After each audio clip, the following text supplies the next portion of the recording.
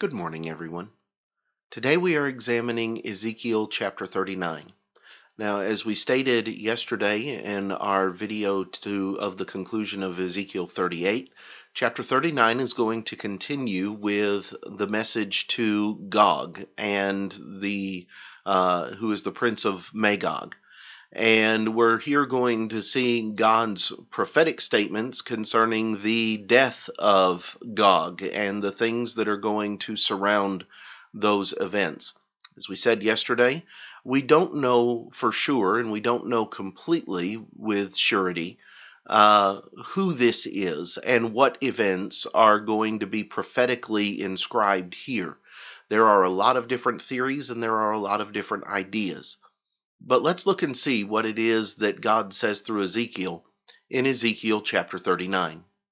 Beginning in verse 1, we read, "And you, son of man, prophesy against Gog, and say, Thus says the Lord God, Behold, I am against you, O Gog, the prince of Rosh, Meshech, and Tubal, and I will turn you around and lead you on, bringing you up from the far north, and bring you against the mountains of Israel.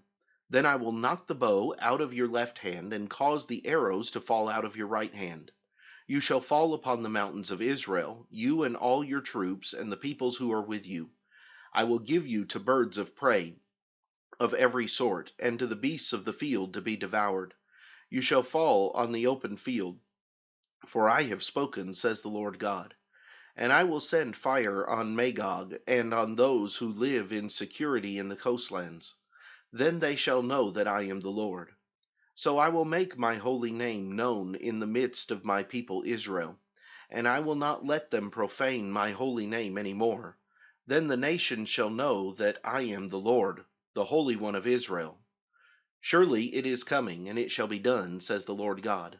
This is the day of which I have spoken. Then those who dwell in the cities of Israel will go out and set on fire and burn the weapons, both the shields and bucklers, the bows and arrows, the javelins and spears, and they will make fires with them for 7 years. They will not take wood from the field, nor cut down any of the forests, because they will make fires with the weapons, and they will plunder those who plundered them, and pillage those who pillaged them, says the Lord God. It will come to pass in that day that I will give Gog a burial place there in Israel, the valley of those who pass by east of the sea. And it will obstruct travelers, because there they will bury Gog and all his multitude. Therefore they will call it the valley of Hamon-Gog. For 7 months the house of Israel will be burying them in order to cleanse the land. Indeed, all the people of the land will be burying, and they will gain renown for it on the day that I am glorified, says the Lord God. They will set apart men regularly employed with the help of a search party, to pass through the land and bury those bodies remaining on the ground in order to cleanse it. At the end of 7 months they will make a search. The search party will pass through the land, and when anyone sees a man's bone, he shall set up a marker by it till the buriers have buried it in the valley of Hamon-Gog. The name of the city will also be Hamona. Thus they shall cleanse the land. And as for you, son of man, thus says the Lord God, speak to every sort of bird and to every beast of the field. Assemble yourselves and come. Gather together from all sides to my sacrificial meal, which I am sacrificing for you. A great sacrificial meal on the mountains of Israel, that you may eat flesh and drink blood. You shall eat the flesh of the mighty, drink the blood of the princes of the earth, of rams and lambs, of goats and bulls, all of them fatlings of Bashan. You shall eat fat till you are full, and drink blood till you are drunk, at my sacrificial meal which I am sacrificing for you.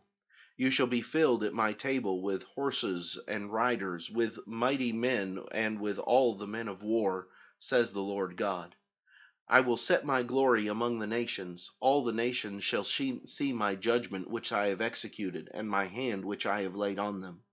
So the house of Israel shall know that I am the Lord their God from that day forward.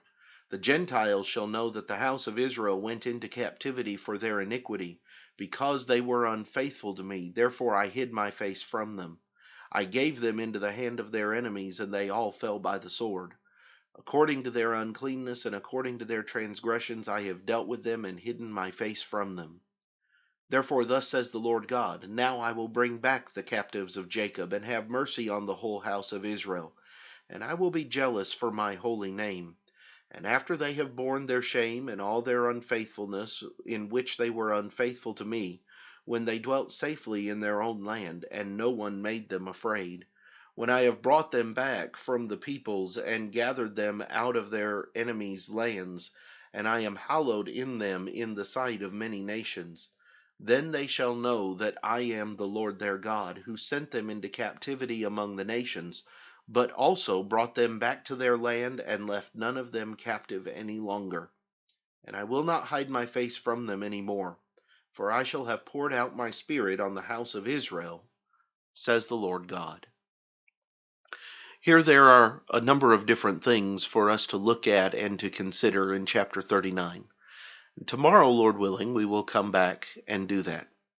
But until then, have a great day.